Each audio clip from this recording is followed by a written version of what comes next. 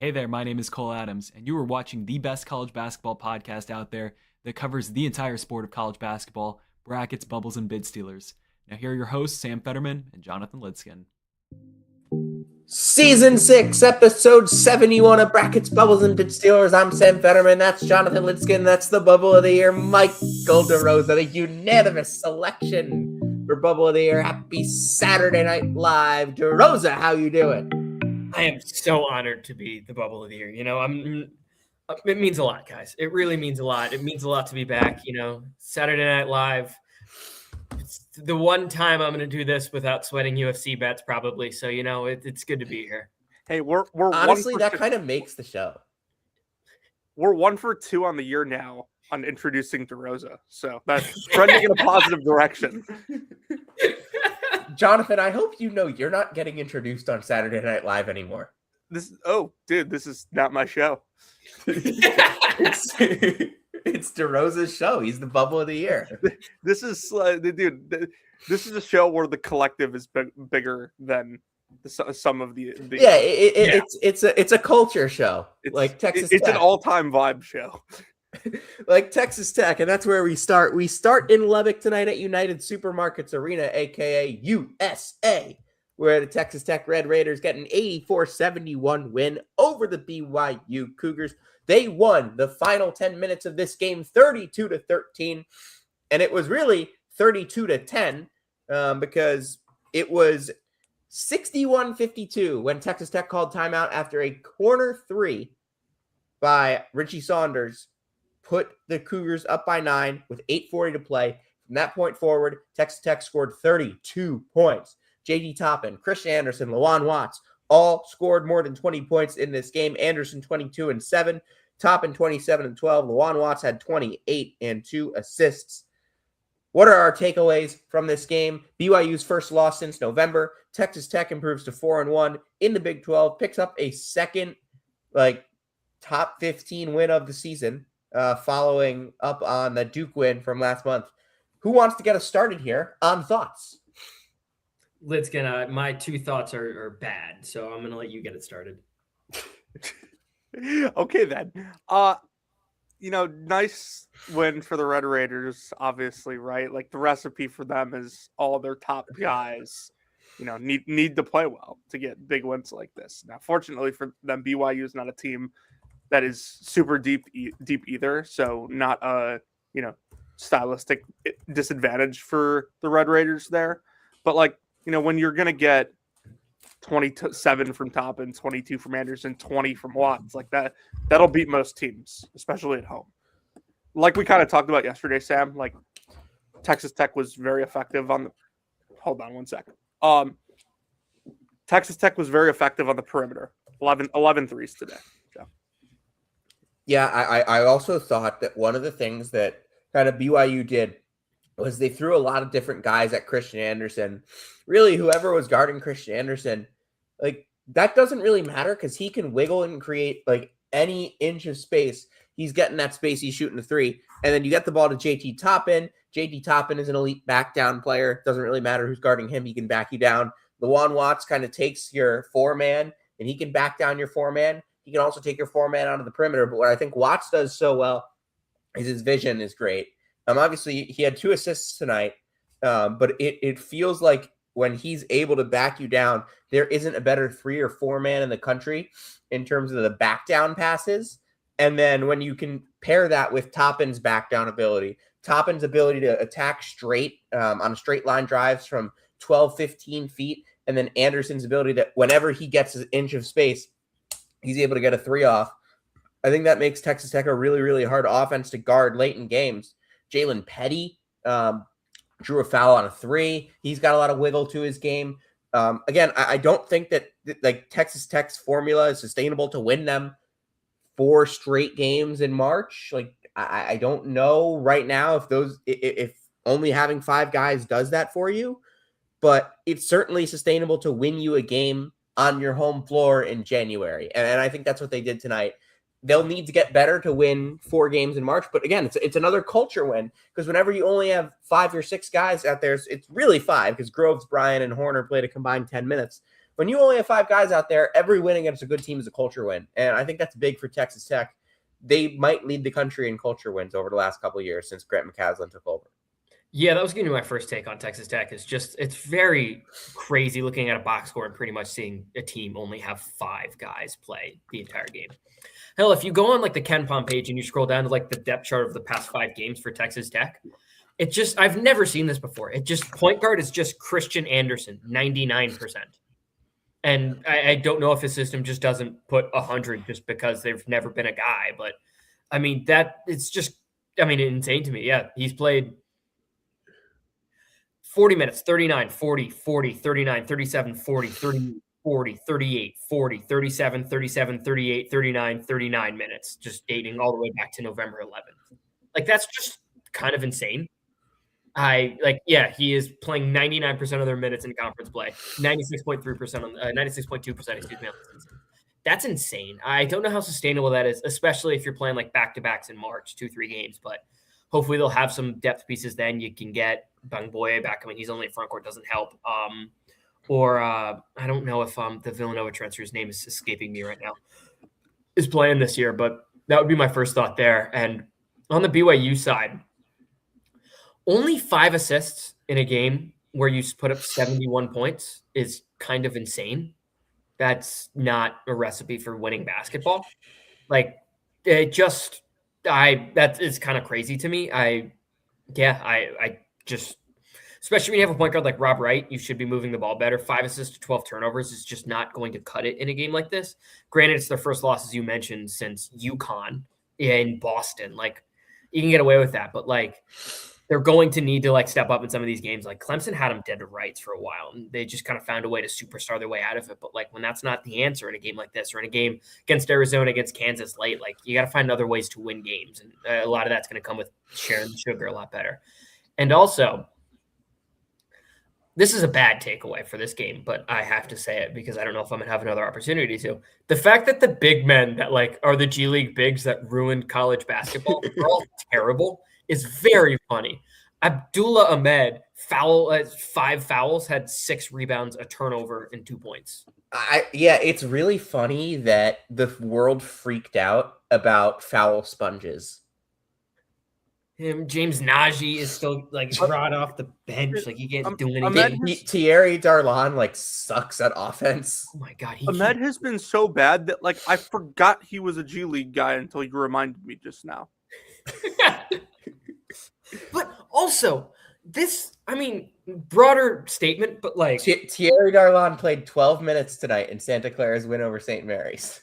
How is this not a complete audit on like the GMs of the NBA for bringing these idiots in? Someone drafted James Najee 31st, and 3 years later, 3 years ago, bench at Baylor. For a Baylor team that has no bigs. They don't have Baylor bigs. Team that sucks. They're bad. They're bad. Crazy. Whoever that GM is should be fired and sent to the shadow. I just want to add on that I'm like very much okay with Ahmed playing at BYU because it tells you exactly what they think of our guy Xavier Staten, Sam. Yeah. No. BYU, I don't come away with from this game with any level of concern for the Cougars. Like 16-2, go on the road, you lose, you have them, and then a good team comes back and beats you. It happens. They played a good 30 minutes and a bad 10 minutes. The reality I thought is Kadeem Mboop was really good defensively until he wasn't. Thought Rob Wright went off in this game. But here's the thing. How many games for AJ DeBonsta has he attempted 1 free throw this year? 1 or fewer. Just this one and Cal Baptist. AJ DeBonsta's got to get – if AJ DeBonsta is going to get to the line – if he's not going to get to the line, he's got to be either a shooter or a passer. And he was neither of those tonight. One thing we may have overlooked, Sam, when we previewed this was like Texas Tech's defense is kind of a nightmare for a player like him to play against. Where they just they'll just keep you out of the middle of the floor. Yeah, but my thing with that is Texas Tech's bodies didn't get into foul trouble in this game. Correct. Like Jalen Petty had 4, but he played 36 minutes. JT Toppin, 2 fouls. Lawan Watts, 1 foul. How much different of a game is this if Toppin picks up 2 fouls early like he did in the Duke game? I didn't watch enough of this game to like fully like I'd have to go back through and like look at the tape. But when I was like thinking about it, like entering today and like just looking at like the slate, my thought was just the way Texas Tech kind of defends. You guys mentioned like they don't really give up the middle, but they're also a team that's just going to let you take a ton of dribble pull ups from like the mid range, which I mean, just looking at the box score, like again, only 5 assists, that kind of alludes to that. Like, and BYU made 5 threes. I mean, they took 22 threes, but they took 42 shots from 2. I mean, again, I don't have any numbers in front of me, like points in the paint or anything like that, but I'm going to imagine a lot of the shots BYU took were from mid range. They were just mid range pull ups with limited ball movement, and like Texas Tech kind of forced them into that. And just like this was completely like a Texas Tech kind of game. I would also say I do think BYU. No, I think BYU got to the rim. Like Okay. I don't think they didn't get to the rim.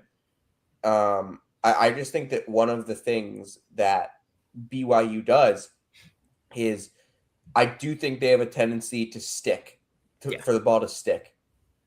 The shot chart, yeah, a couple mid range shots. Most of it's in the paint, but a lot of it is like far from the rim in the paint. Mm-hmm. Like a lot of like 8-12 footers. Yep, like the little like push shots from the free throw line. Yeah.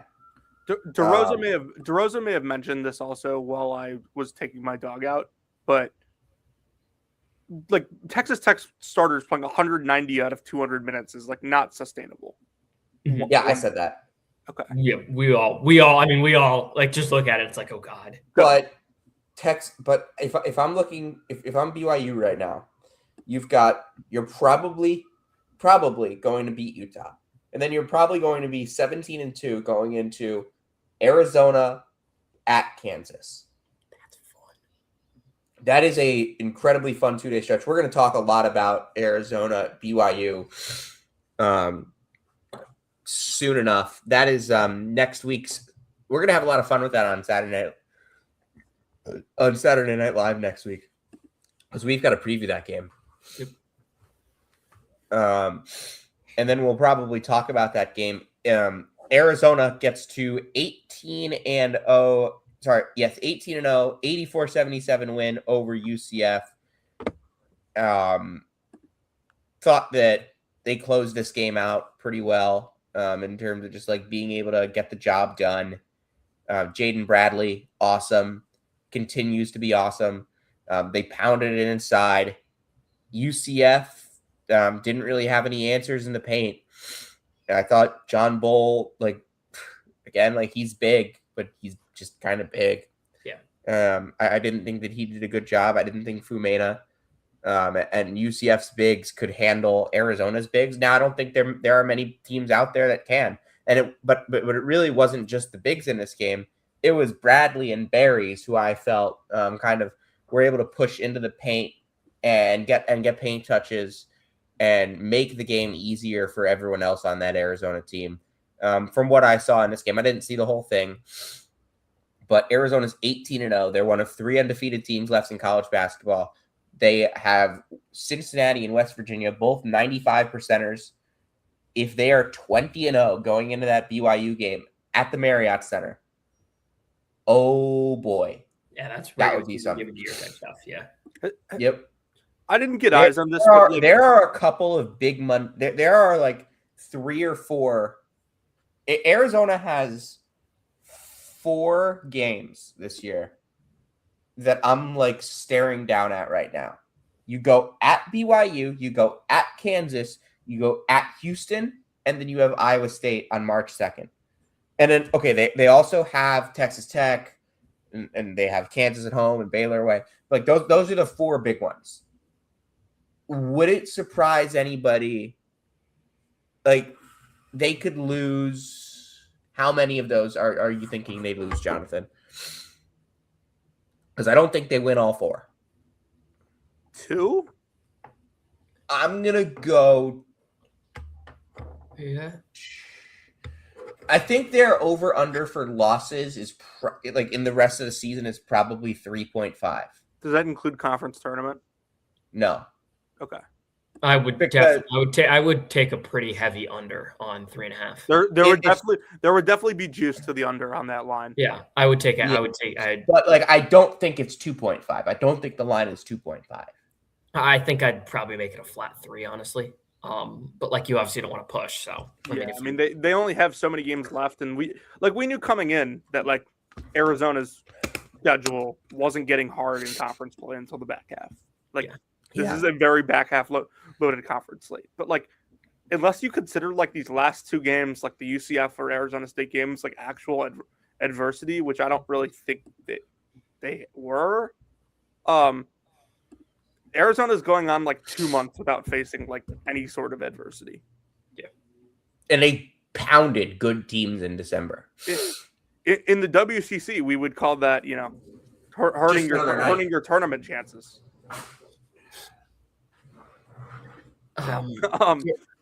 Yeah, like Sam mentioned, like they have a ton of tough games coming up. Like the one game you didn't mention is like the one at Arizona State. Like Arizona State seems to play them tough. Beat them. They beat them on half court shots. Yeah, and mascots. Buzzer beaters. Finish it. Pizza's at the door. All right, Jonathan. I think the next thing we need to get into. There was a quote today that is one of the. Can we just talk about UCF and like how good UCF? If we really think UCF is any good, instead we can. They can shoot like. No. We are going to talk about this quote. Let me pull it up. This is great podcasting, by the way. So I want to let you know before you read this that, you know, I was, you know, working all day and, you know, I was following games and, you know, occasionally going on Twitter and watching games that were on the TV at work. But I have not seen this quote. And so. Oh, God. Here we go. I know who Ed said Cooley. it. There's a lot worse happening than Georgetown losing a basketball game around the world, around our city, around our community. You know what we are? We're blessed. We're blessed to be 9-9. We're blessed to be 1-6 in this league. It could be a lot worse. Ed Cooley. I want to know what was the question that prompted this response. I don't know. My thing is, Ed Cooley, if you are blessed to be 1-6 in this league, and there's a lot worse going on, then there is a lot worse going on for a lot of people. You make how many millions of dollars? Probably how many millions of dollars can go to fixing some of the problems that are maybe worse than Georgetown losing a basketball game? I also want to I want to say that there are also a lot of people that are blessed to be, you know, not 1-6 in the league. The worst part about this is I actually thought Georgetown played pretty well today.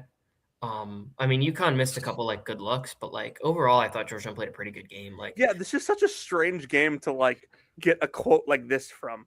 Yeah, it is just like you took the number 1 team in the conference to the wire. And, yeah, had chances to win. Yeah, like KJ Lewis, like, I mean, I thought the look was fine. Like, it wasn't the best look you were going to get, but like KJ Lewis, if that 3 falls, that is a tied game with 10 seconds left or whatever it is. Like, just the fact you need at some point, Ed, you got to realize you're in a results-based industry. You have to start fucking winning. Like, just flat out, you have to start winning. And his teams at Georgetown have not won. This year 3 for him was supposed to be a big year. This team has fallen flat on their face. They don't run offense. I don't want to call out players, but number 2 cannot play. He cannot play. Like, I'm out on him. I'm just done. This team is just soft mentally. The Vincent Uchukwu going down was clearly their like entire identity, and they can't win games with him. He's back now. It doesn't matter. They completely took the Creighton game. They made 1 field goal and a half against DePaul. 1 field goal and a half against DePaul. 1 field goal and a half against DePaul. And you're gonna grandstand to me. Hey! Win some fucking games. Do your job. That is winners over Marquette, DePaul to you. Yeah, also winners over Marquette, Georgetown. So listen, some people aren't blessed to only have 1 field goal and a half against DePaul. Hey, DePaul is blessed to be. I was blessed to be able to watch that. Edward, because I'm not starving somewhere. Thank you. I very much appreciate being preached to. DePaul is blessed to be 3-4 in Big East play. Just an unbelievable quote. I do kind of have like some lingering UConn, not doubts, but like they're not playing well right now. Their defense, I still think, is very good. Offensively, they don't look great. Like, it looked kind of disjointed at times. Agreed. Like, at some point, like, Solo Ball shooting 27.5% from three over, this has now been 18 games. Like, this is not, like, this is more than half of the season, Jonathan. Two things can be true. One, UConn fixed a lot of the problems that they had last year. And two, UConn has some things to still fix if they want to be a national championship caliber team. Like, I do think that they'll get there. It's just that the last couple of games they've like, and I think they are a national, like they're in the national championship tier, no doubt. They're one of the best teams in the country. But like they haven't played well the last 3 games. I'm just gonna say. Well, they ranked in the top 12 in that one AP poll because I was told that's all that matters. They just haven't played well in the last 3 games. It's if like I'm gonna nitpick someone on this UConn roster, I thought Caravan was bad today. I wasn't able to watch most of this game, but I from what I saw, I agree. Some of the shots he was taking, like he was open, but like instead of setting and shooting, he would decide to like take it off movement, and then they just weren't close. Like I just also want to say, like, I know Terrace Reed like was the Ken Pom MVP of this game. But like I feel like he should just be so much more dominant. He was like, 5 for 5 from the free throw line. Like he's so good. Like he's so good. And like I feel like he'll have like a 5-minute stretch where it's like, oh yeah, like nobody's stopping this guy. And then they just like and then he just kind of is passive for a little bit. That was the first 5 minutes of this game. Like the first, like before the media timeout, I think Terrace Reed had 7 points. Like it was just he got the ball, he scored immediately. It's like there was 8 the entire rest of the game. Yeah. And this is a team that is now 5th in the Big East in offense. Like a Big East that's not a very good conference right now. Yeah, it's a bad conference. I don't know about that one. Like you got to get there. They're dead last in the Big East in turnovers, by the way. Just that's been a thing. Yeah. Who do you put that on? Honestly, Terrace is part of it. Yeah, like just hand swipe down at him when he gets the ball in the post or he throws like a dump pass. Chin the ball. Yeah, I think Mullins turns it over a bunch. It's definitely not on Silas. Like Silas doesn't really turn it over that much. Malachi definitely checks the game too is always live for like one really dumb play. Yeah, but like I don't think Malachi's been good in Big East play. I'll say that as well. Like he was really good for the first, I think, month of the season. That Texas game, he was really good, and then since then he's since Big East play started, he's kind of been bad. Mm-hmm. Like I don't want to like pin it on the backup point guard as to why UConn's turnover problems are a thing. Like that's unfair. Yeah, and he plays 34% of the minutes in Big East play. They'll be fine. I mean, is part of it just? I mean, part of it also could just be just because they went against Seton Hall. Yeah, Seton Hall's just a team that just kind of. I mean, I would say that, but they didn't today.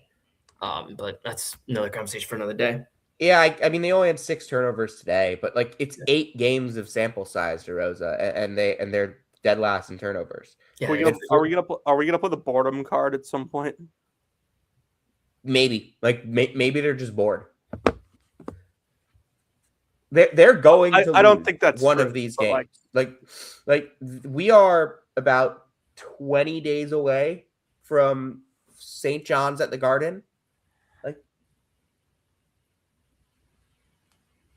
are they going to win that game? St. John's is playing some good ball right now. Looked better of late. Yeah, I mean they've started playing Dylan Mitchell 30+ minutes, and with Bryce and with Zuby. And now they're the most physical team in the Big East. They're pounding it down low offensively. They're They're not like messing around with the shot quality. They're getting to the line, and that's kind of what their thing is. Like, they haven't been turning it over in Big East play because they're just getting it inside so early. I mean, just with if we're talking St. John's, right? Yeah, they beat Villanova tonight, 86-79 We can at have the this Xfinity discussion. Mobile Arena. Yeah, let's have this discussion. I just kind of think with St. John's, like I mean, it's kind of lazy analysis because of what I said for a couple months, and it's what I'm going to say again. I just think when there's a team that is compatible in athleticism and length, I think they're going to beat St. John's. But when there isn't, and there's not in the Big East, you're going to be fine against them. Like, I mean, we talked about this team as a joke, but like even Georgetown, I think, could present St. John some problems with Iwachuku back just because they actually have length and some physicality. Now, granted, Georgetown got bitched by Miami earlier in the season, but like if St. John's played a team like Miami, actually, by example, I think that's a very good example. Miami's going to out-tough them. They're going to out-tough them. It's just, can Malik Renew hit those little like 12-footers that he's hitting a ton, and then can Trey Donaldson not turn the ball over? But if they can do that, Miami's a team that is like exactly built to beat St. John's. If you can't match St. John's physically, I think they're just going to kind of toy with you. And that's kind of what we're seeing. Like Villanova doesn't have the same size and physicality. Creighton absolutely does not. Butler doesn't, and they fold in the second half. Providence did have some of that length and size, like a guy like Oswin. Jalen Sellers is physical. They had that, which was enough to get some shot making going and then eventually beat them. I just kind of think St. John's matches up well with this league. And Ken Palm has them as a 9-point favorite, 80% at home against Seton Hall. I don't see that game that way. I think Seton Hall, just because they have the length, size. Yeah, I mean, speaking of teams with length and athleticism. Yeah. Yeah, like I think if anything, like that's the team in the Big East that could give them trouble based on the description that you just gave. Like, and like I agree with you. Like we saw it last year, you know, in the NCAA tournament when they played Arkansas. Like Arkansas right away in that game went and was meeting them at the rim. And you know, sure, like, you know, there were some swings in that game, but you know, it was clear, you know, it wasn't an advantage like St. John's was used to having. So yeah, and like they weren't used to physical resistance, and then they faced it, and Patino didn't know what to do, and he benched his best player, and then sent him to the G League and ruined his career. Yeah. Like that's pretty much what happened, and now he's got a team that their issues are going to get pointed out in March. Like what, they'll be like a 4 or 5 seed, then they play in the second round, a team that'll likely have comparable athleticism unless they get lucky and get the St. Mary's draw, which is a team that they would, I mean, I don't know how good like St. Mary's is or where they're going to be in March, obviously. I think they lost today, actually. But like they've just been that 4 or 5 seed team that like teams have just kind of railed on. And like that would be the ideal matchup for a team like St. John's. I literally have no idea how to like evaluate this Big East, like the top of this Big East conference, because like, I mean, 75% of these teams are, like, don't have a pulse, and like, you know, like sure, like, you know, the atmospheres are still good, and you know, you're still going to get tough road games from time to time, but like honestly, like the conference right now feels like the ACC last year if the ACC didn't have like, you know, the best team in the sport, arguably. I mean, even then, I think you could kind of argue UConn is the Duke of like just going back. Yeah, in some aspects. I mean, for sure. Like, yeah, I don't think UConn is like. Sam and I were having this discussion that like what would your levels of shock be if UConn did not lose again in the regular season and did not lose in the conference tournament? Like, in all likelihood, they will lose. They will lose multiple times, but it wouldn't like totally catch me off guard if they just like, you know, entered whatever it is, 33-1 into the NCAA tournament. I'd be surprised. Like it'd be like, damn, this UConn group is better than I thought they were. Like they're a level ahead, but I wouldn't be like stunned. You know, like it wouldn't be like the craziest thing I'd ever seen. They won't playing like this. Yeah, no. Like, I'll say that. There was never a point where I fully believe they could have lost today, but they don't look great. All right, let's go to the SEC. I heard that entire conversation. I thought it was pretty good. thought it was pretty good. Thank you. Thanks. I'm glad we passed the Sam Fetterman review. Good for No, us. like if I died and DeRosa Bubble of the Year became the new Fetterman on this podcast, I think it would be maybe a better podcast. I like how DeRosa takes your spot, and I just don't get like a promotion after grinding this pod for 3 years. 3. No, you stay in your spot, Lidskin. It's Michael DeRosa Well, and I mean, Jonathan Lidskin. we are the co-hosts. Like I'm not above you on the podcast. Like You just like, you typically host, and like because that's it's just I what we've tend always to- done. I just tend to direct the conversation. Like if you want, you could have changed the subject. Yeah, I mean, I have no issue with it. It was just like, it was just the way that was phrased. It was like, oh, all of a sudden, here comes DeRosa. Like It's DeRosa's wins above replacement very high, very very good, like elite podcast guest. Let's go to the SEC. Let's talk Florida, Vanderbilt, and how Xavier Lee needs to wear the number 99 going forward. Was the F word being thrown around today on Twitter, Sam, The F word for Vanderbilt that we talked about the other day? Oh, I didn't see it. Oh, I didn't see it. Good. Brett? I don't think that's what happened here. No, it wasn't. This was two Final Four contenders. Yeah. This was two national championship contenders playing like it. Yeah. I will say if there is a weakness with Vanderbilt, I would say it is like the front court. Like, I mean, The physicality, not necessarily the front court. I think Yeah. those are good basketball players. I just think that the physicality, when you get them against a team like a Florida, but for what it's worth, like Vanderbilt scored 1.3 points per possession. It just couldn't get a stop. Yeah. And whenever they did, Florida was just dominant on the offensive glass.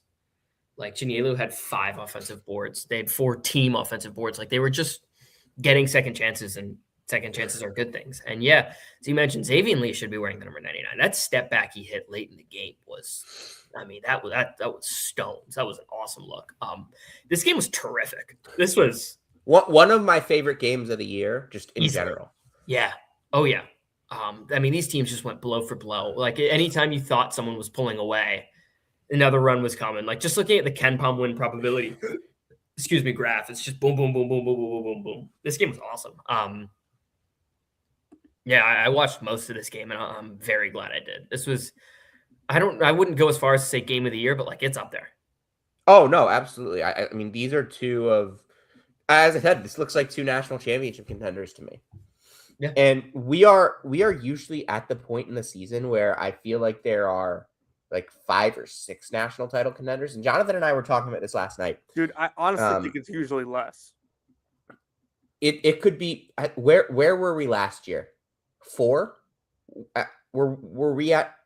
Because no, it was I think it was Duke, Houston, Auburn, and Iowa State at this point were national title contenders. So the And thing like is, I remember, I think this was around the time where I said maybe Florida. the thing is the what's it called? The close your eyes and picture it test failed us miserably last year. So yeah, like Vandy, close your eyes and picture it test is not there, but we are out on the close your eyes and picture it test. I'm pretty confident that I can now say that I can close my eyes and picture Todd Golden holding a national championship trophy. You know why? Yeah, I mean- I did it with my eyes open. Yeah, That was, I'm I gonna be think that going was to the same argument I made last year too. Is why it wouldn't have been Florida. Why Duke was going to win the national title, and look where that got me. Yeah. I think all 3 of us will be in Indy. All 3 of us will be in Indy at the Final Four. I do live here, so I will be. Now, will you be at the DeRosa games? is the purposely question. leaves town to avoid us. I'm out, guys. I'm going MSG. I'm going to the Crown. See you in the Crown. Hey, you gotta watch Butler somewhere. Butler has declined a crowd invitation. After DeRosa has already bought his tickets. I'm going to be the one fan who just has to buy other teams' merch now.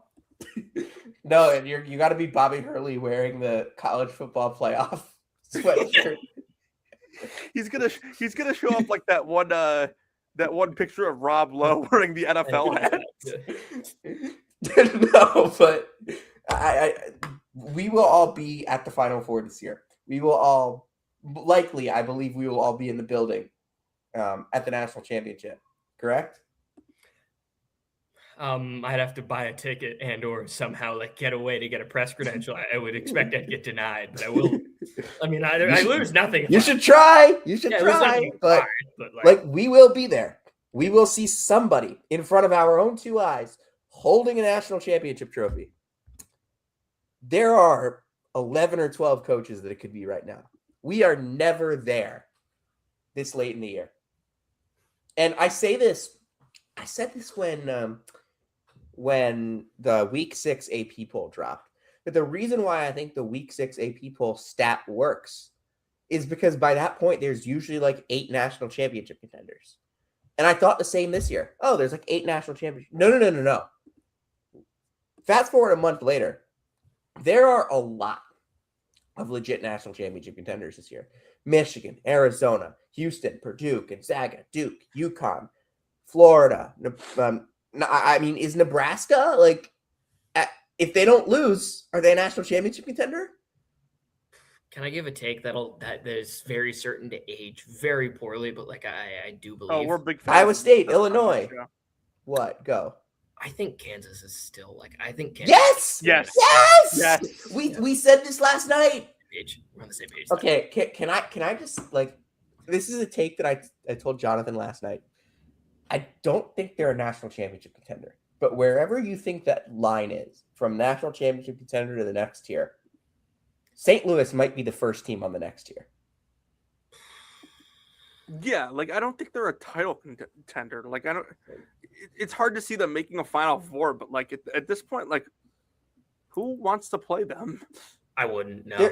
They're 29th in KenPom, and I think they're at least 10 spots better than that. They're just annihilating everyone. They are third in the country in effective field goal offense, number 1 in effective field goal defense. They are an elite 3-point shooting team, an elite 2-point shooting team, an elite 3-point shooting defense, and an elite 2-point defense. They have length, athleticism, size, depth, shooting, guard play, big men, terrific coach. Rebounding. What don't they have? I would think there are going to be some teams. A marquee win. Yeah, the only thing that they don't have is a marquee win. And they're not like, they're very athletic for the A10. Mm-hmm. Like, throw them against the St. John's, they're not quite as athletic. But, like, I think that's kind of the thing with them. Like, they are, despite that, the number 3 effective field goal offense and number 1 effective field goal defense. Just demolished Richmond today. Demolished Fordham on Wednesday. They were up 25 on LaSalle last week.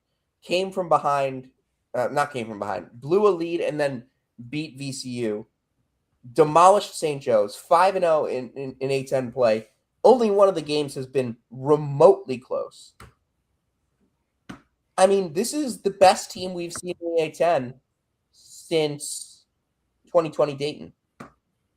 Yeah. I will say, I bet on this team. I mean, I've probably bet on them multiple times this year, but I bet on them once this year, and I was like watching that game in full. It was the Stanford game. I had them like -3.5 against Stanford. And do you guys remember how that game ended? Seems like I don't know. Yes, the Benny Gieler buzzer beater. They fouled up 3. First free throw made, second free throw missed, tipped out. White boy in the corner makes his 1-3 of the game. After they were up like former walk-on, by the way. They were up like 20 and blew a lead. So I'm still a little bitter about that one. I'm not going to lie, because I lost that. And then I had Ohio State to beat Pitt, and Pitt wins on a half-court shot, all in the span of 30 seconds. That all happened. So I think we literally talked about this on the podcast. What? Like a miracle shot away from being undefeated? Yeah. No, that happened in the same minute. Yeah, same minute. Oh, yeah. And Michael lost a lot of money on both of those in the same minute. Outside of those 2 games in their MTE, like none of their other games have been like particularly close. Like the VCU made it close, but like St. Louis was controlling basically that entire game. So what's the next game we think they get tested in? Like not even necessarily lose, because they're projected to win every game on KenPom. Only one is sub 73%. Bonaventure's completely reeling right now. Mm-hmm. Is G-Dub gonna test them? Like, do they? I feel like they have a decent. They'll come to Loyola on a Friday and be down 3 at the half. Can you hear me? Yeah. Yes. They'll be down 3 at the half. They'll win by 15. Like, I mean, maybe Drew You're- Joyce you're- is out there and Jonathan, just you're has the going to game that plan. game, right? You're going to that quiet game, now, right? Sam. We're quiet now, yeah. Jonathan, you're going to that game, right? On a Friday? Yes. At Can Loyola, Can Friday. Loyola like have a pulse first before I go to see a team that's 306? No. You're not going to see them. You're going to see our Bills. Like, in theory, yes. I have no idea what's on my calendar that day. Blue, white, SLU. Doesn't work. It would be white, blue, No. SLU also. Yeah. Yeah, no, that's much better. That's much better. White, blue, SLU. Sam, you're still a little quiet. All right, let me change this up. Like- Edit mic settings. No, that Loyola game, like Dayton is good, but like Dayton's not good. We don't have to lie to ourselves. good Dayton's for not- A10 standards. They're not. Winston, Yeah, better. yeah. All right. Speaking of, all right, I'll just let you do it. I doubted Ben McCollum. I solemnly swear to never doubt Ben McCollum ever again. They're losing to Rutgers now. You've cursed them. No. Dude, Indiana hadn't beaten a team with a pulse. Like, Neither had Iowa. yes, This Indiana group is bad. UCLA has a pulse. yes, and UCLA actually, outside of Western time zone Mississippi has a kind of pulse? Mississippi kind of has a pulse now too. They didn't when Iowa played them, but they do now. Does Mississippi have a pulse? They needed Josh Hubbard to miss 2 free throws and a layup to win this game. You win back-to-back road games in the SEC, and you have a pulse to me. Fine. I mean, Grand Canyon had a big win today. They beat a ranked team at home. Like, they had a pulse when Iowa played them, right, guys? No, they scored 40 points. No, but this Indiana team, Okay, honestly, my question. go ahead. Does Indiana have a pulse? No, No, this team's bad. They're just flat bad. We thought they were real when they beat Marquette and Kansas State, and retroactively looking at those results, turns out both of those teams are just total terrible. Like, But I think we awful. knew Kansas State was bad. I mean, definitely, but like we didn't probably know the extent, and like that team they're gutless. This Indiana team is bad. Like they don't like they can shoot the ball kind of well sometimes, but they don't really have ball handling against pressure. They don't rebound the ball well. They foul a ton. Like, what do they do well? They don't block shots or get steals, so they're not really an active defense. They're really just sitting back and just kind of letting teams score on them. Like, yeah. Yeah. How many teams are in the Big Ten? It's 16, right? 18. 18. Ah, damn it. All right. Well, they're 16 for my purposes. They're the two other ones, like Rutgers and whoever, they're fake news. They're 16th in 2-point percentage defense in conference play, and they're 16th in foul rate. So they're fouling a ton, and they're giving up easy looks at the rim. That is a bad combo. They're a bad just like to say, Rutgers is 10th in 2-point defense in conference play, so Fake news. fuck Edith DeRosa. you. Yeah. Guess which team is 17th? Penn State, obviously 18th. Northwestern. Wisconsin, I see it. Big white which boys. is 5-2. Jonathan, your boy Nolan Winter. What about him? That reflects poorly on him. I'm just gonna say it. Listen. He is one of the better players on a team that is 5-2 in the conference. No, he's a good player. All we're talking about here. He is a good player. He is also not a good defender. If we're doing the Big Ten talk, can we do the Michigan talk right now? What's the Michigan talk? Is there something wrong with Michigan? I think that they're just getting scouted better. I mean, but the fact that, this Oregon team they played today was without Shellstead, was without Biddle. Their starting lineup for Oregon was TK Simpkins, Kwame Evans, this Wei Lin kid who is Bad. yeah. Sean Stewart and Devin Pryor. Off the bench, it's Dedrick Lindsey. They ran this Luke Johnson kid, I'm assuming is a walk-on, and he played 7 minutes against Michigan's front court. And Yaxel had 6 points on 6 shots. Drew Carter is the broadcaster for the Celtics. Yeah, like the group that Oregon ran out there against Michigan is not a competitive Big Ten team. And this game Oregon was winning at halftime. What is there something wrong here? This is the first time in the last 2 weeks that I've had actual concerns. Okay, what are they? It was a gutless performance. They're just regressing because teams are figuring them out. I think that it's just I think that it's possible that Michigan played its best basketball already. I think that it's likely that Michigan played its best basketball already.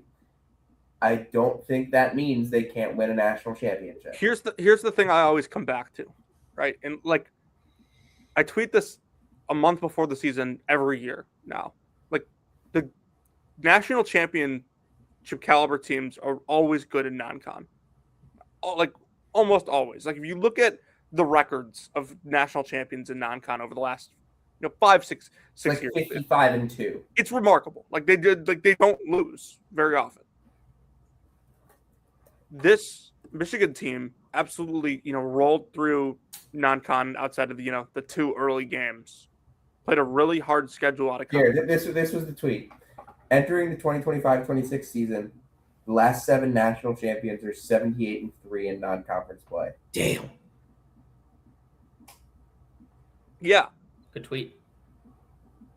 And you know what? Like, it's Dusty's second year in the Big Ten. All these guys have coached against him now for a year. Like, stuff like this kind of happens. UConn won a national title after finishing 4th in their own league. But they dominated in non-con. So it was very apparent that, like, they were a tougher scout for teams that hadn't seen them and didn't know their style.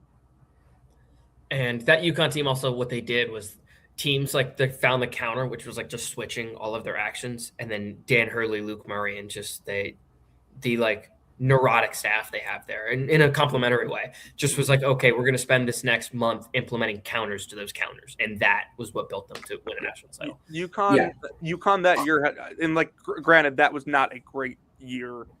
Yeah, they went 16-2 in their last 17 games. Yeah. But like 15-2. Even then, like, He's had a bad couple weeks. They had a bad January. They tried really hard to blow that quarterfinal game to Providence in the Big East tournament. Yep. Then they lost to Marquette, right, in the semis. Yeah, because nobody made a 3 in that game. Yeah. It's just like Hawkins struggled going into the NCAA tournament, if you remember that. People were like legit talking about like, oh, is Jordan Hawkins like gonna come alive at any point? And he did not make a 3 in the first half of the Iona game. And people were like, oh no, like Hawkins is, and then he comes out immediate and 1 on a 3, and it's like, all right, here we go. And by the way, that year, Jordan Hawkins 125 for 141 at the line. My point, that I'm making with Michigan is like, yes, there are concerns right now, but the NCAA tournament is more like non-con play than it is conference play. Can I also say I kind of forgot we were talking about Michigan? The only thing for Michigan with me in this game, and then we can move on, is just the one thing about Michigan that like kind of like was their calling card to me was like elite 2-point defense. And I mean, it was good today. Like Oregon was 21 of 46 from 2. Like that's pretty good. But like Sean Stewart was 9 of 13 from 2. I'm assuming those were all just like looks around the rim of him. Like he's not a skilled offensive player. Certainly wasn't hitting pull-up jumpers. Yeah, I can tell you that much. Like if he's bullying Yaxel and Merez Johnson and Ade Mara, just that big front court, like I don't know. Someone's going to get you in March. But yeah, I guess to your point, like they could find a way to like develop a counter and then like prove on this. But I have my eye on Michigan of like, what is going on here? Like teams also like started to hit 3s against them, which was bound to happen at some point or another. So come on, you Michigan. Come on, you got to lock in. We're watching. Didn't Sam do this huge transition to like talk about the SEC, and we've spent the last like 10 minutes talking about Michigan after talking about one SEC game? I watched the end of Mississippi State. Actually, Sam already mentioned that. He was like, "Oh yeah, is Mississippi real?" No, so never mind. That was covered. Kentucky 80, yeah. Tennessee 78. Anyone got anything? Dude, I always have something to say about Kentucky. I have a stat. In Kentucky's 5 high major wins, it has trailed by at least 9 points in all of them. It has trailed by 15 in the last 2, 12 in the last 3, double digits in the last 4. Concerning that, like, Nate Event was like it did not trail by more than 7 points in the losses to Mizzou and North Carolina. So, yeah, fun stats for Kentucky, which is now 12-6 and 3-2 in the SEC with 3 wins in a row. Should be able to take care of business this week against Texas and Mississippi, hopefully for their sake, before Vanderbilt next Tuesday on the 27th. Jonathan. I told you on Friday, I guess yesterday, when we talked about this game, that whoever came out the loser of this game, it was going to feel like the sky is totally falling, and I stand by that. Like, this Tennessee team has major issues. They suck. Okay, that's the point I was going to make, which alludes to this. Why? And I don't. This is going to come off disrespectful anyway, so I don't even need to lead into that. Why the fuck is Jalen Carey shooting the ball 10 times in every single Tennessee game? Because their best offense is somehow him backing you down. That's not good. That's not good. He wasn't shooting like it all less. Like, what the fuck? Your other option is like Nate Ament taking like 2 dribbles inside the 3-point line and taking a contested 2. I mean, are we still on Nate Ament fraud watch? Because still, he never left today. Good. He played well today. Yeah, I got an argument with Sweeney on that on Twitter. So, what was the argument? He had Nate Ament like 4th in his like big board or whatever, and I'm like, I have no earthly idea why any NBA team. He forgot a 4. Yeah, that was pretty much my response. Yeah. The best thing I ever heard about Nate Ament was actually from Sam on this pod when we were previewing the SEC. He goes, you know, Nate Ament, he will be playing in the NBA next season.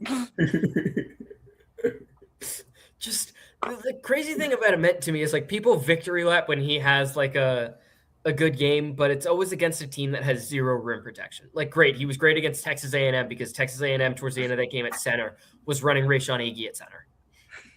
Can I just say, I feel like Tennessee doesn't have the ability to like touch paint consistently with their guards.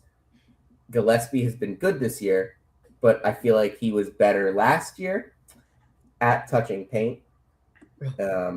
I don't think Boswell gives you anything offensively. Hey, you know, one thing about Gillespie, and Abram doesn't touch paint. You know, one thing about Gillespie last year is he was actually playing with a freshman that like had gravity to him and drew defenders away from other guys. Yeah. You know what? It's been a while since. Shooters too. Yeah. It's been a while since we've done a Nate Ament. I've stayed away from it, but if you really want to, I can't resist. Rim update. He's actually playing well in conference play, believe it or not. Yeah, I mean, it's because of the Texas A&M game, because Rayshon Agee was playing center for them. The 49.3 true shooting percentage against Tier A opponents is not great, however. Nate Ament is at 53% at the rim. This is a player that is 6'10". He is 53% at the rim, Jonathan. Yeah, it's not good.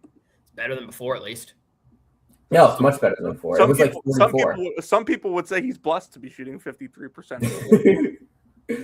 That's going to be one of our new bits. It just has to be. It has to be. It just has to be. Sorry, Teresa. This has been. We are blessed to be talking about Cincinnati 79, Iowa State 70. Teresa was going to say something. I want to hear what I was just going to. Okay. I was just going to say, what have been the big stories about Ed Cooley's Georgetown tenure the last 4 years? Throwing a water bottle. Throwing a water bottle. It's dumb shit he says in a press conference like this, or attacking a student 68 going after a DePaul student for a documentary. It's when he ran up to the kid and said, "I'm rich as shit." It's when this one didn't get nearly enough attention, and I feel like we need to. I forgot that was like something that happened. I just entered it into my dialogue. Yeah. Or this is one that doesn't get nearly enough credit or nearly enough attention for how cringe it was. People focused on a bunch of other shit that like just wasn't nearly as funny as this. Ed Cooley, before Georgetown's first season, tried to recreate the Dan Hurley thing. He tried to do, they better get us now. They better get us now. Yeah, that's right. And no one talks about it. That is the corniest thing any coach in basketball has ever done. Who was he talking about? The MAC teams that they schedule for bye games? Well, there right now, that was basically his way of saying, yeah, this team, guys, you know what, I'm not going to lie. We suck. And that was his way of saying it. And they did. Right. Yeah, they did. They did. They won 2 games in conference play, and one of them because the team was throwing the first half. And even when that team wasn't throwing the first half, they were 300th in 10-foul. And that team almost won the game. If Jaden Henley doesn't blow an open layup, they win the game. Long live the DePaul Villanova game that year. That is one of, dude, Melvin. Dude, I've been like very outspoken about Melvin Council this year.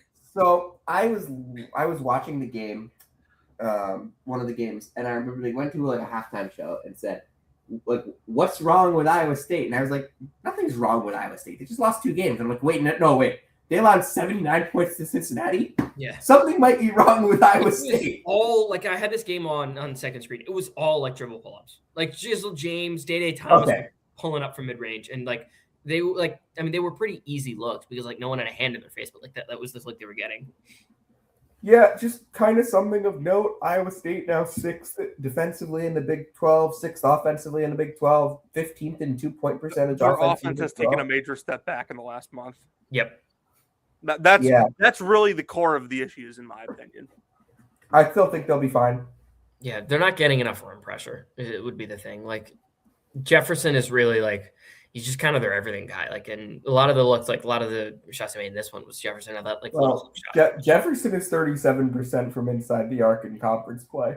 Yeah, that's bad. Like they're not getting consistent rim pressure. That's really the one thing. I also I like Jefferson a lot, but like I also want the ball in Taman Lipsey's hands, and like he was a 17% usage today. That doesn't feel like enough. Yeah. Okay, I'm gonna run through a couple other games quickly. Cal beats North Carolina 84-78. Remember when I said I wasn't like that concerned about North Carolina? I'm on like 5 alarm fire watch right now. I said it the other day. They're worse than they were last year. They've just had luck going their way. Like this is like I was thinking, okay, like maybe it's just like like some bad variance. This is how many straight games now where they've allowed double-digit threes? Their net rating is lower than it was last year. Like I still think they're better than last year. Like they didn't have a player like Caleb Wilson, nor did they have a player like Henry Vasar. Vasar is amazing, but like the rest of the roster, their guards cannot guard anyone. Yeah, except Malik Mack. They can shut down. You know who North Carolina is? You know who North Carolina is? Exactly what I thought St. John's was going to be. Yeah. Okay. Yeah. Like dominant inside game. I didn't think St. John's was going to be this bad, but like not necessarily, but like in terms of like St. John's with a mega mushroom or like an exaggeration. Like the Caleb Wilson press conference after the Stanford game was very. I also say Caleb Wilson's kind of been bad defensively recently. Yeah.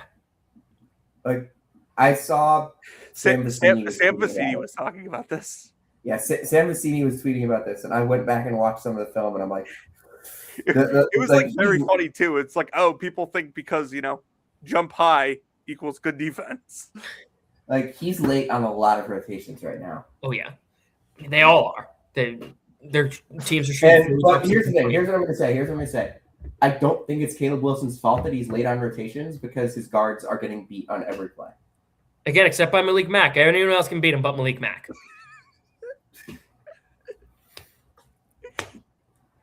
I think that they brought on Luka Bogovac. Luka Bogovac is shooting 4 for 15 from 3 in ACC play. When he's not making shots, Jonathan, that man is useless. Yeah, however much money they paid him, it was too much.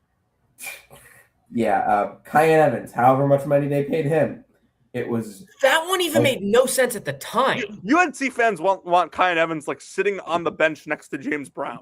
That's how bad. No. UNC fans want Kyan Evans like back in Fort Collins. That one made no sense at the time. Like they want him sitting in the second row with the managers. When Kyan Evans transferred, it was like when he entered the portal, it's like, oh, okay, he's going to follow Medved to Minnesota and just be like a bridge guard for them, like into like he's not going to be anything special, but like he'll be like acceptable in year one, and like he knows how to run their offense. Yeah, he knows how to run the offense, and just like we'll be able to like pass it off to the next guy and like go from there, like just be a fine year one guard. And then North Carolina comes in and goes, "We gotta have him. We can't have anybody else. That's our guy." And it's like, what? You go from RJ Davis to that.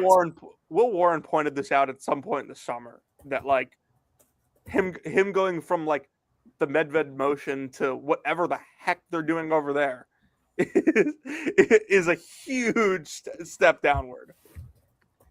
I hope Dixon passes him soon because I like watching Derek Dixon cook. I love Derek Dixon. Yeah, but I would honestly play him a lot more.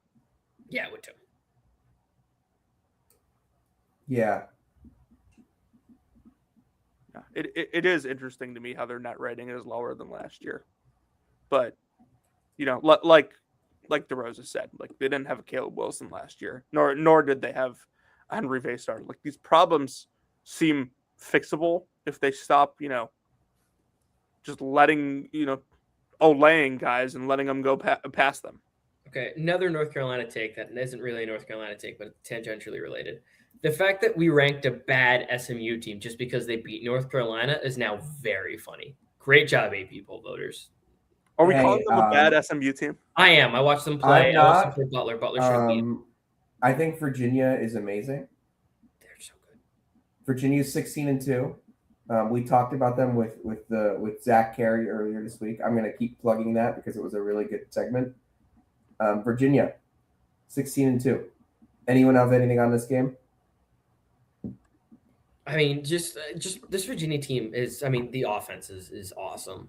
They weren't even like hitting shots like crazy. Like Dallin Hall was 0 of 8 from 3 today, but they're good offensively. They're very well coached. They're an excellent rebounding team. They only blocked 3 shots today, but just traditionally they've been a very good shot blocking team. They have shooters at literally every spot on the floor. They're good. A weakness for me definitely is their perimeter defense, but they're good. And I mean, we all agree on this, so very confident saying it with this group. I love Chance Mallory. I think he is awesome. He's so much fun. He's great. He's so good. I like this Virginia team a lot. Like, and just some of the way their only conference loss is that weird Virginia Tech game, but like at NC State in one, which I mean Georgia Tech did, so it can't be that impressive. At Louisville, that was pillar to post pretty much. And then they beat SMU on the road. Can we stay in the ACC here and go to the other side of the dime and talk about get these guys out of your teams? NC State. Oh, no. I'm not talking about them. You're talking about Syracuse? I'm talking about Pittsburgh. I'm talking about Syracuse. It has been out of here for like months. Pitt today lost 100-59. Jeff Capel should not have a job tomorrow. How do they keep getting like good players to commit to them? Do they? Yes. Look at their roster. Yeah. Look at who they have coming in. Arlington is in the NBA. Look at their roster right now. They have had Capel has had plenty of good players at Pitt. Here's what's I know, but like now that roster. Blake Hinson is like leading the G League in scoring right now. And also, he will transfer after this year once Capel is fired. So Omari Witherspoon is going to make whatever coach he plays for next year a lot of money. No, like, he's like his numbers this year aren't good because he has to do literally everything. He's a player. Yeah, no, I think he's good, but like they put a lot on him for a freshman. Way too much. And he has struggled of late. He was And bad. they have no bench. They have no bench. No. I mean, they're starting this Sualipa kid who they just were like, yeah, you whatever. The We'll reason throw you. Keyshawn Pryor played 5 minutes today. Roman Ciulepa is like just kind of a warm body at this point. And he started 18 games. He's just tough. Like that's really his main trait. He's just tough. Like, yeah, like, okay. Like, Barry Dunning is like doing not enough for them. That's one way of putting it. You could have asked me to name 1,000 schools of where Barry Dunning played last year, and I would not have gotten it. South Alabama. I know. Nerds. Like, they have 4 players averaging double figures. Like, cool, but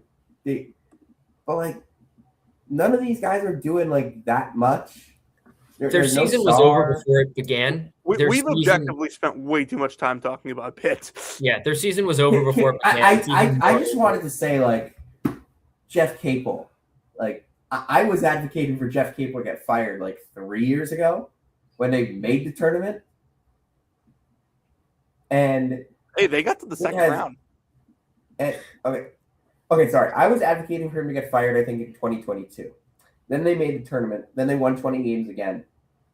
Last 2 years, oh my God, they're terrible years. What was the dumb thing that happened to Iowa State before that tournament game with Pitt? Like, was it Caleb Grill got kicked off the team? Yes. Caleb Grill got kicked off the team. That's exactly what it was. It was something like they couldn't warm up in like the tournament game or something like that. Well, they couldn't make a shot. They really didn't act like it. Yeah, like it was bad. Like I remember there was some really stupid story that day that was like Iowa State couldn't warm up today, or like their bus was late to the arena. It's like, what is going on here? The stupid story was the game itself. If the bus was late to the arena, I don't know what the team was, but the team didn't show up. I genuinely think Pitt's entire team had like a culture shock playing against Adam Kunkel 2 days after that game. Okay. And also Syracuse, just like, they got the Nate Kings game today, and they blew it. Stand at red. Boston College. Listen, Patelis has started pouring more money into the funds there. There's really nothing you can do. Hey, it was a sellout. I don't believe that for a second. It was Syracuse fans, but it was a sellout. I still don't believe that for a second. Can I just say, Donnie Freeman had 19 points and 14 rebounds. He had 0 assists and 7 turnovers. He had a 78 offensive rating. A 78 offensive rating on 7 of 14 from the field and 5 of 6 from the line. How is that possible? You're an NBA franchise. You have the 5th pick in the draft. You need a wing. You have 2 options. Do you take Nate Amen or Donnie Freeman? Which DMV wing do you take? I shoot myself.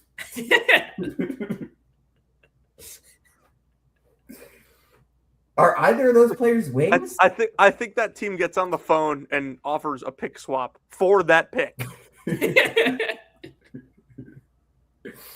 Nathan George. I've talked all year. Oh, you called him by his full name. We're in trouble here. Nathan George. I've talked all year about how disappointing he's been.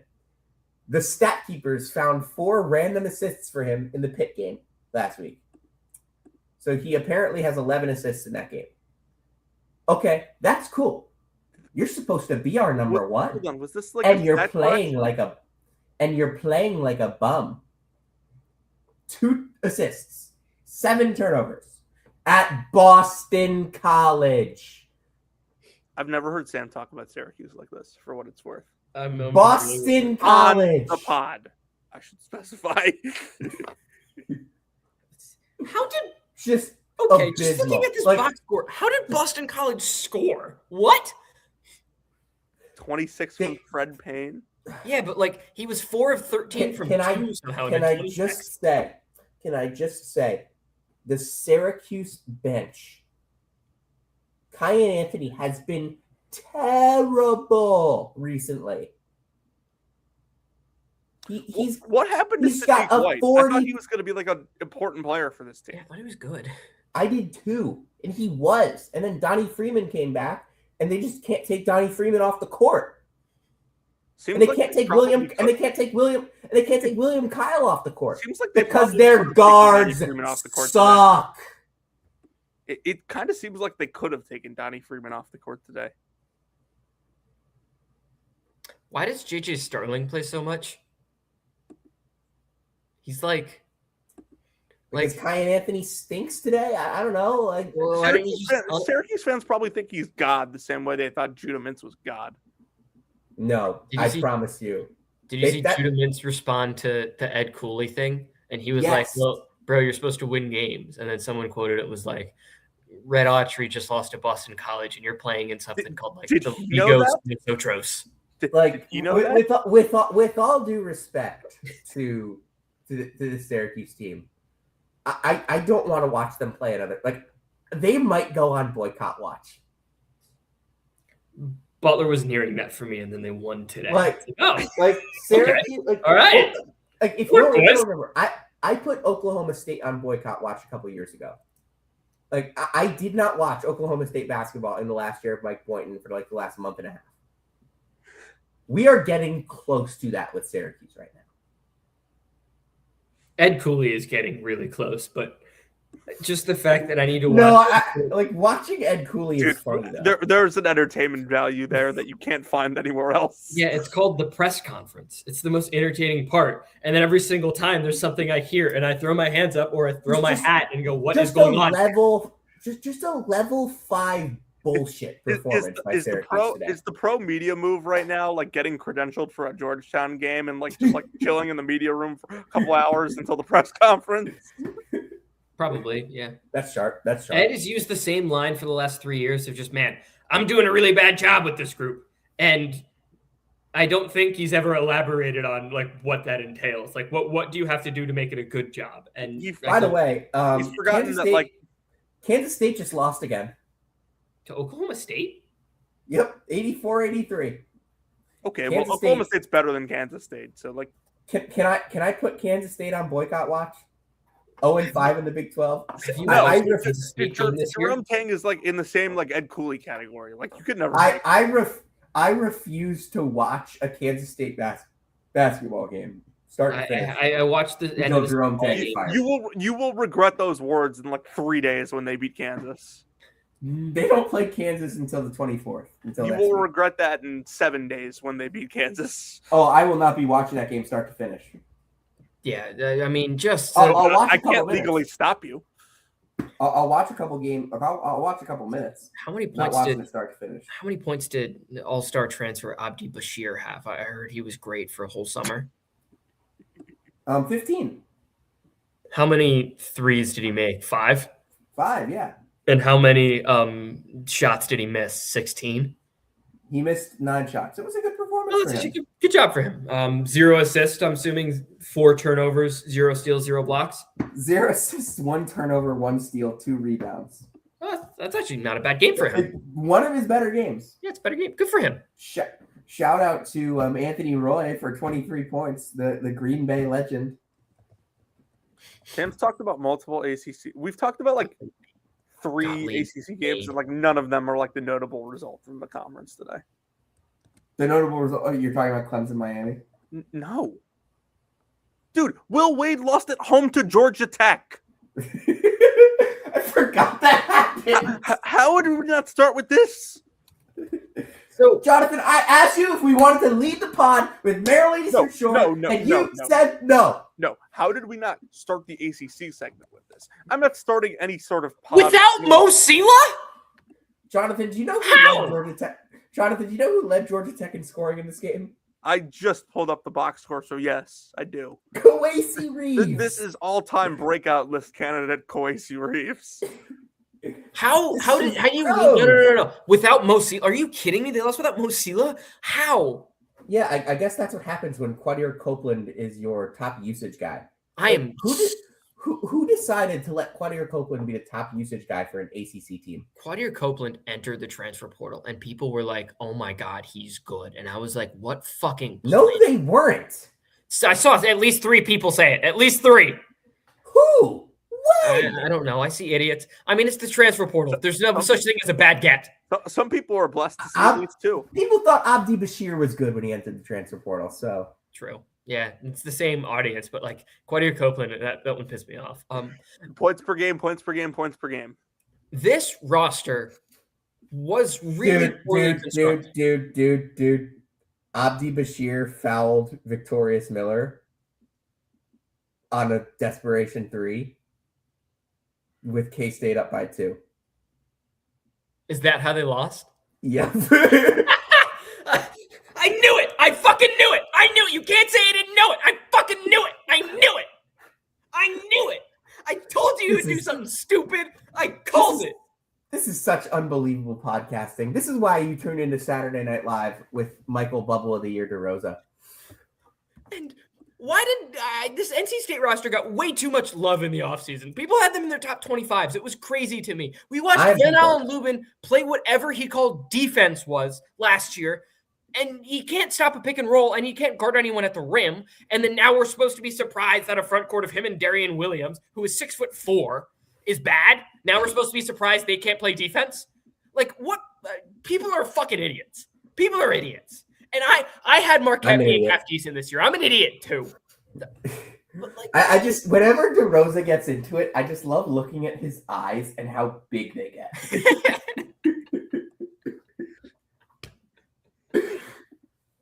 Dude, NC State is still 30 in Ken Bomb, and I don't know how. This is not a tournament team. No. Who have they beaten? It's not even close.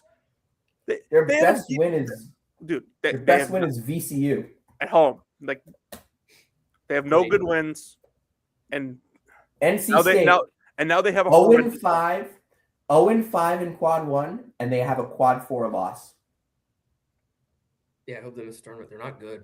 Now, Georgia Tech could, and probably when they wake up tomorrow, Georgia Tech will be a quad 3 loss. No, whoop-de-doo. But that's a bad loss. Again, that's right, Jonathan. No CeeLo too, so they had really no rim protection. Like, hey, Brian Dongo is. He's a fine rim protector, but like CeeLo and Dongo are probably their two best guys. Okay, I don't know how we've gone an hour and 17 minutes without mentioning what was the most insane game of the entire day. Butler Seton Hall.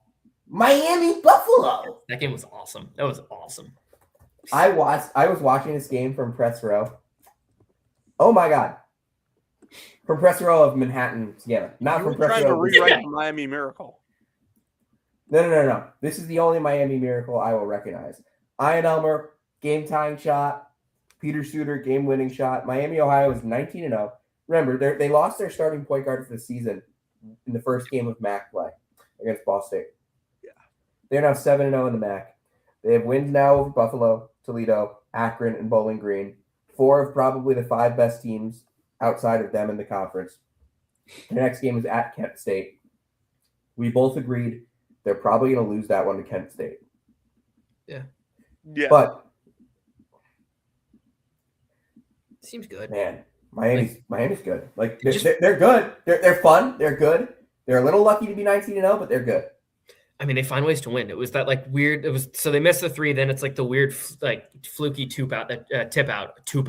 Great word, Michael. Tip out that falls to Elmer, and he just buckets that. And then they go to overtime, and they are up 3. And then it was some pretty bad defense that Buffalo just runs a pick and pop with Big off the bench. His name is escaping me, but he is just butt naked at the Ezra top. McKenna. Who? Ezra McKenna. Yes, McKenna. Yes, just butt naked at the top of the key for a 3. He drains it, and then Suter it's his 37th point hits one. Fun fact about Peter Suter: his sister, I went to Butler with me, and she sat next to me in a class and completely leached off me the entire time, and I never got the thing. This better be my, like whatever, I don't need to call you out personally because your name isn't public knowledge, but Peter Suter's sister, you owe me one. What did you get in that class? I believe I ended with an 89.4. So a B. Ooh, B+. It's all the same shit. I graduated. I have my degree in the You have your Butler University degree. yes, Now, the same one that Yuli has. Now, yes, I was gonna say. Yeah. You know we're still on air, right? Yeah. If someone digs up this clip from the minute 19 mark of Brackets, Bubbles, and Bid Stealers, fair play. You got me. I apologize to Miss Suter, and I don't apologize to Yuli or Butler. All right, we've got a lot of other stuff to talk about, like our Maryland Eastern Shore Hawks are 4-0. Cleo Hill. Wait, they're 4-0 in MIAC play? Yeah. Yep. What? Who is on this? Hell yeah. Dorian Staples, 20 points. Zion Obanla, 20 points. Good win. Actually, not a good win. Good survival. Came back from down 8 in the first half to not Michael lose. Teal. Oh, shit. I remember him. I definitely do not remember him. He was on the South Carolina State team last year that just they run the bizarre system of just like they actually run. Have you ever been on a basketball message board and there's always the guy, like the old guys that are like, we have so much depth coming into this year that we have to run hockey line subs. It's the only way we're going to keep everybody happy. And it never works out that way in like half the depth pieces. Michael Teal is from Alexandria, Virginia. He went to T.C. Williams High School. Do you know what that is, Rosa? I feel like you might. T.C. Williams? Yeah. T.C. Williams, is that not the name of the school in the Blind Side? Or not Blind Side, excuse me. Remember the Titans? Remember the Titans. Yeah, it is. It is. Oh, shit. Huh. That's the Remember the Titans school. Look at us. We remember the Titan. We are remembering the Titans, fearing the Phoenix, and celebrating the champions all in one. Look at us.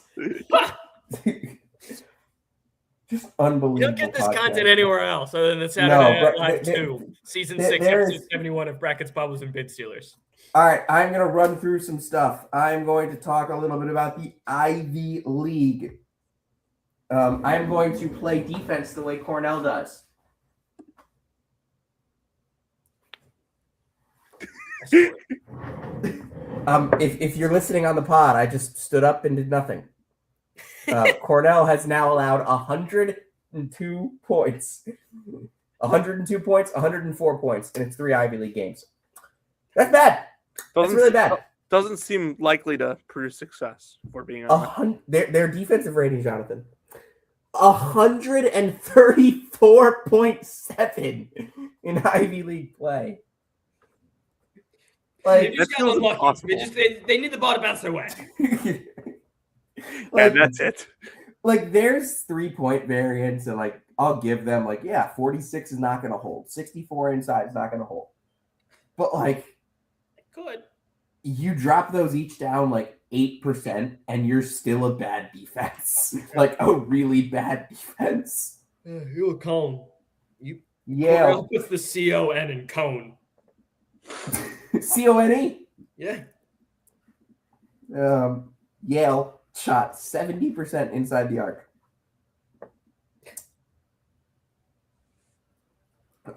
Penn, good win for the Quakers to go out and knock Dartmouth from the ranks of the unbeaten, win it on the road. TJ Power and Ethan Roberts combined for 52. That's a duo that can really, really score in this league. AJ Levine continues to play really good basketball over the last month. I think that's good for Penn. They needed him to kind of step up, and he's done it. And would also like to go over to Princeton, who blew a big lead in this one.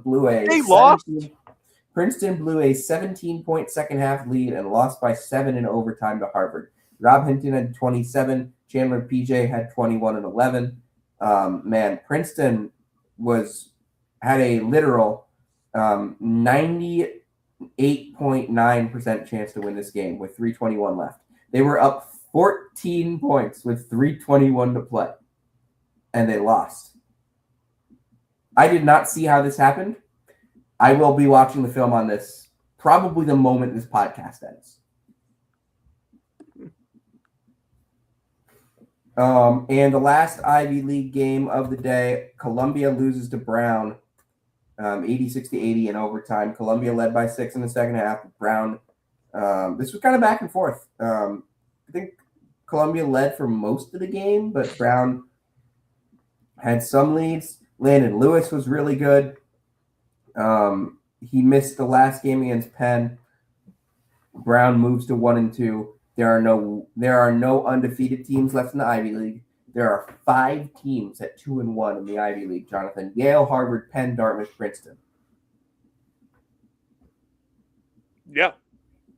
Right now, the projected standings in the Ivy League: Harvard 11-3. Harvard 8-6. Yale 11-3. Penn, Dartmouth, Princeton, Columbia 7-7. Brown 5-9. Cornell 5-9. So we would get the where 2 teams get to go to Ivy Madness. Yep.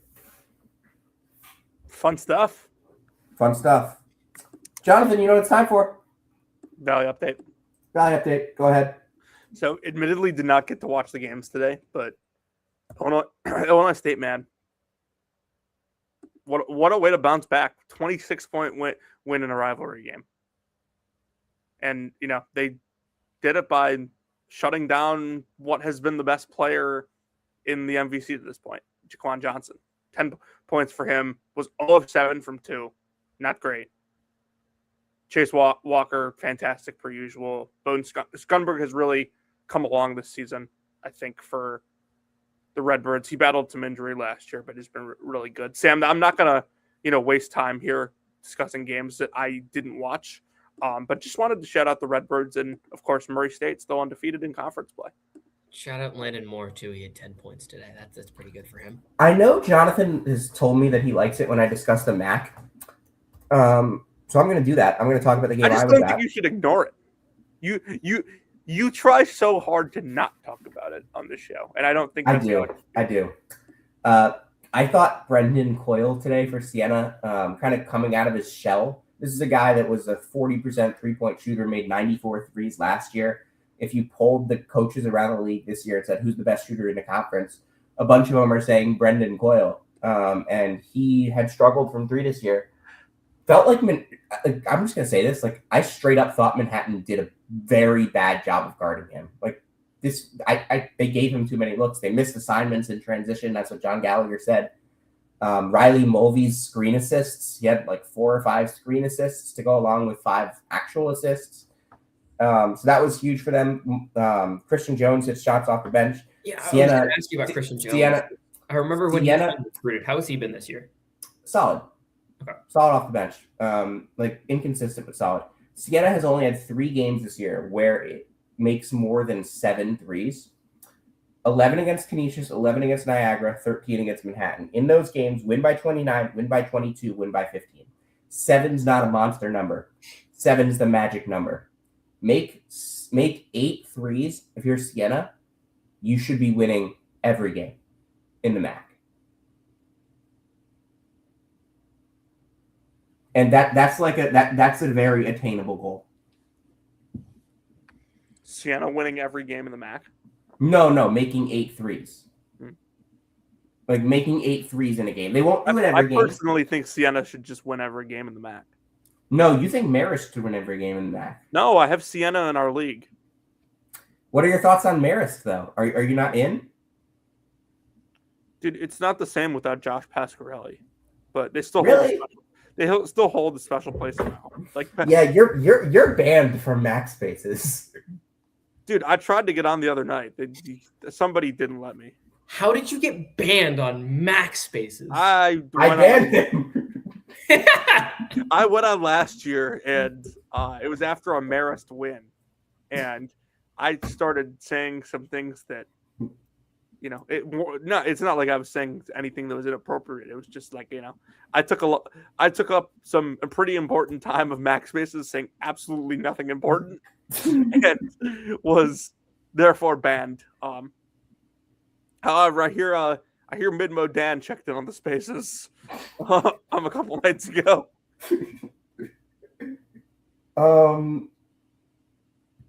Just some quick other thoughts on today's games. Mid-major exclusive? Yes, mid-major exclusive. Quantus White in Louisiana get a win. They're now 3-5 in the Sun Belt. Maybe kind of a team that going to sleep up on you a little bit later in Sunbelt play because they started so poorly. But we know Quantus White comes from the Kelvin Sampson tree. This team's really, really, really young. They got to learn how to win, and I think maybe they get there. UT Martin, our Skyhawks, get a big win. Man, they're 15-4, Jonathan. Everyone and their mother was talking about them in non-conference play. When they beat Bradley, when they beat UNLV, nobody's talked about them in like a while, and they're 7-1 in Ohio Valley play. They're really, really good. The number one defense in the Ohio Valley held Lindenwood to 55, SIUE to 59, Southern Indiana to 56. That's 3 straight games holding their opponents under 60. They have only allowed 70 points in conference play once, only 65 twice. That's pretty good. They're playing a really, really good basketball right now. They held Jadis Jones, who is a stud for Lindenwood. They held him to 7 points, which I believe is his season low. That's big for them. Afan Turnka had 17. Bukamirovic had 14 and 6. So very in on our Skyhawks. I love this team because of the names. It's just all the names. It's just it's all Euros. It's like, yes, give me all my Baltics, baby. The Baltic boys. Balkan or Baltic or both? All of the above. Just whatever's right. Mateo Esmeraldo. European geography. Yeah. Mateo Esmeraldo had 16, 6 and 5. Grant Asman had 14 and 7. Lipscomb gets a home win against Austin P. Drops Austin P to 5-1 in the conference play. They held Zyree Collins. Emmanuel enter the transfer portal. I did. They held Zyree Collins to 8 points. That's been one of the better freshmen for them.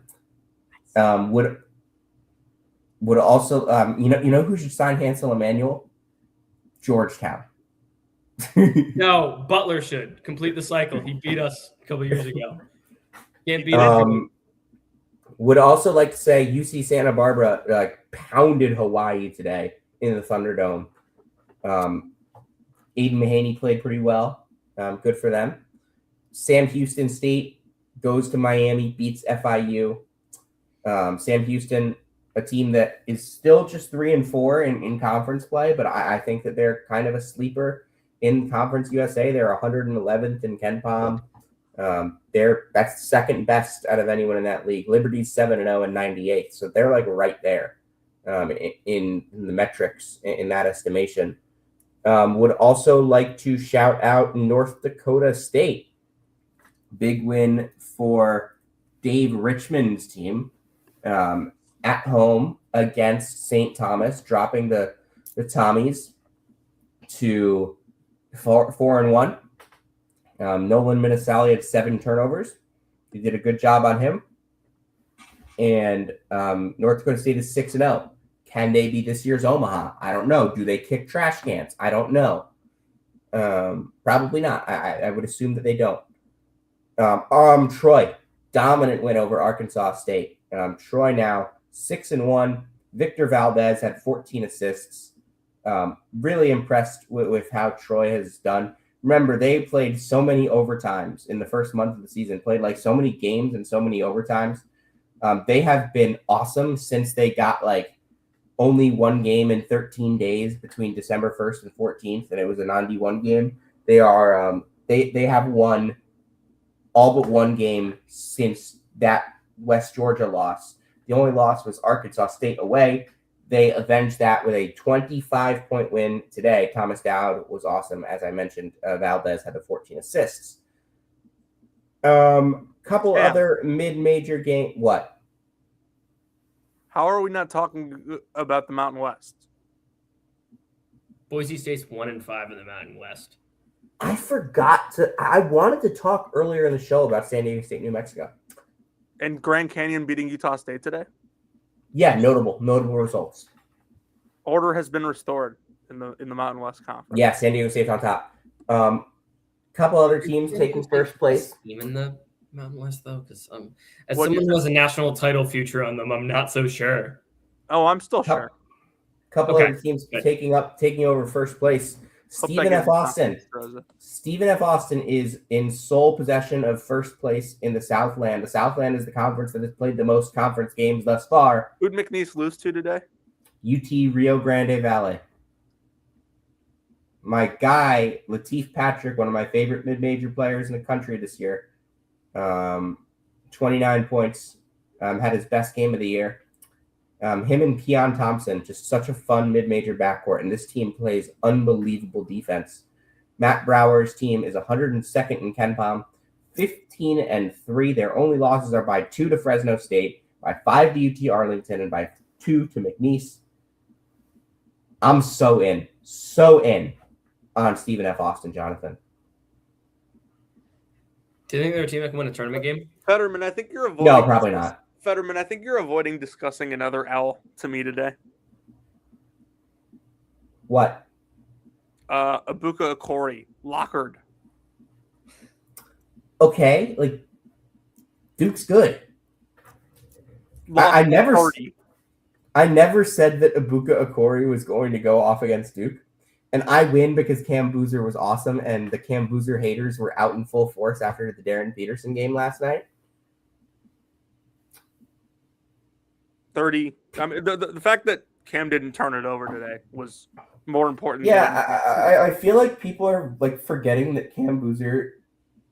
Oh, by the way, Cam Boozer breaks the tie with Ibuka Okori and Kingston Flemings for most KenPom game MVPs.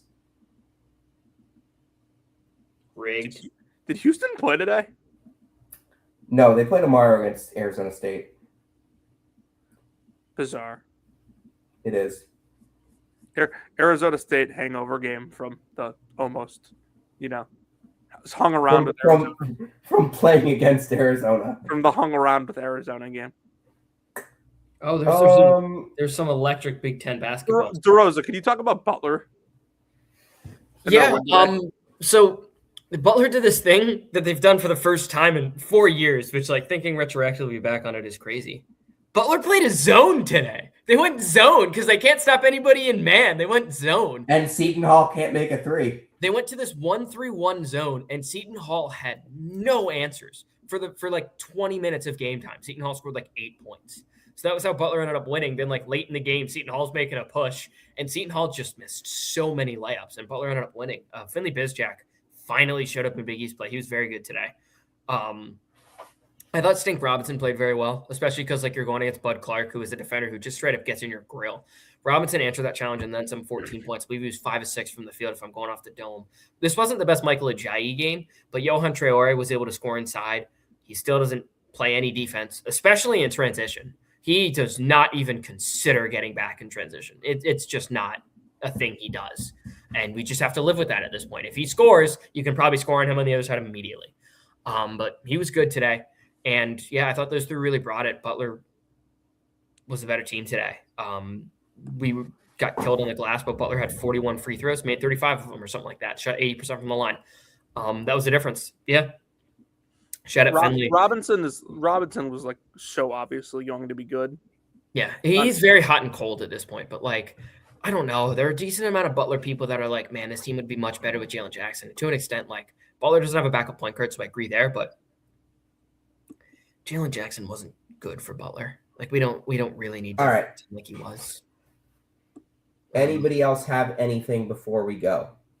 Donovan O'Day had 38 points for Northern Kentucky. They did lose, but he had 38. So shout out Donovan O'Day for 38 points. Maryland plays Penn State tomorrow. If you guys want to watch some good basketball, you should definitely tune in to that. Somebody say good basketball? Just wanted to see if you two were listening, and very clearly you were. Fetterman, we're on coaching mismatch watch. I can't believe I just made like a 6-second fart sound on the podcast. Oh, dude. That's what Saturday Night Live is for, baby! Santa Clara beat St. Mary's today. Yes. No, I think I mentioned that. Did you? Oh, the Alabama-Oklahoma game was awesome, too. Yeah, just a lot of good games that we didn't mention. Purdue beat USC. Texas A&M beat Texas. Such a weird Clemson over Miami. Yeah. which was like one of the big games we talked about in Big Game Preview, and we just didn't talk about it on Saturday Night Live. Well, Lidskin has tried to talk about it 3 times, and you've been like, no, I want to talk about Georgia Tech right now, guys. No, Lidskin wanted to talk about Georgia You're right. Tech. You were like, no, we got to talk about Pitt now. Dude, Bonaventure lost to LaSalle. Oh, Hey. GM Woj just Fetterman and I are thinking the same thing. At least GM Woj doesn't have to shower with his phone anymore. At least he got away Yeah. from the grind of the life, you know. St. Bonaventure is 0-5 in the A10. Their next game is against Loyola. Mike White beat John Calipari today. Oh my God, we need to do a fucking second on this game. Oh my Very God. No. We did. I'm calling this. Get out of right here. I'll now. discuss it with DeRosa. Fine, go. It was just Arkansas comes back in this game. They come back like they were down 15 and they come back and they tie the game and they have chances to take the lead. I don't know if they do or like it just stays tied. Blue Cane made a couple plays late. And John Calipari did the thing he did in last year's tournament where his team is very clearly both gassed and not playing connected. And he just didn't call a timeout until like Georgia takes the game from tied to going up 10 with 2 minutes left. And then he calls his fucking timeout. Like, John, you were 8 minutes late on this one. If you called the timeout at a reasonable time, you probably win this game. You absolute buffoon. You just got out coached by Mike White. Also, one more thing. I think it was very funny that Duquesne went up by like 11 early in the first half against Fordham at the scene of the crime in the first game after the indictment comes out.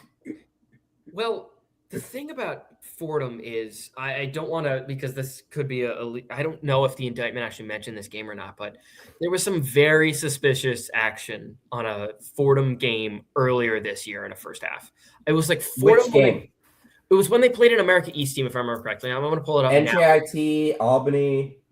I believe it was Fordham NJIT in the first game. It was like this First game of the season? Yeah, I believe there was some real suspicious line movement on the first half here. So Sebastian Robinson, NJIT's presumed best player, didn't play in that game, so that might have been why. DeRosa, I have it was just the first half line that moved, though. Again, it wasn't a full game. It was just the first half. All right. DeRosa, I have a question for you.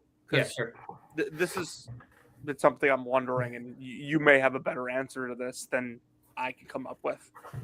Is there a reason that like a lot of these games that come out that are being fixed or whatnot are like first half bets? So I'm guessing it's just easier for them to fix, and like then easier to control because it's less time. Yeah, and they would like think that they would be less likely to, I guess, get caught because the guys wouldn't be throwing the full game and like they wouldn't change the like abject result. But yeah, it is wrong because like just anyone getting down as much as they're attempting to get down on the first half spread of a college basketball game, right? Is like going to be a blinking red flag. Because my thought was like, you're not. Yeah, congratulations on putting $100,000 on the first half of Maryland Eastern Shore Coppin State. I mean, that is like guaranteed. Surely there's not any regulator's eye. Like my 400,000. If you're betting $400,000 on Chinese Basketball Association games from Live Nation in Philadelphia, seek help. You're gonna get caught. You're just gonna get caught. My logic. You're going to get caught. You should go to jail, and you shouldn't see the light of day. Because DeRosa, I had the same thoughts. A long time. At some point, yes, but for a long time.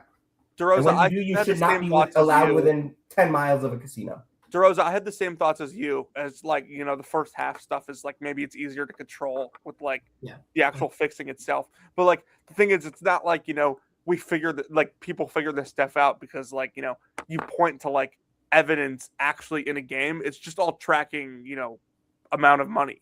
Yeah, if you bet this much on a first half, it has nothing to do. It has nothing to do with like actual in-game evidence itself. That doesn't come into play until like after the investigation's already been triggered. Yeah, the craziness is just I do not know how you could possibly get that much down on a first half bet of a college basketball game. That is the craziest part to me.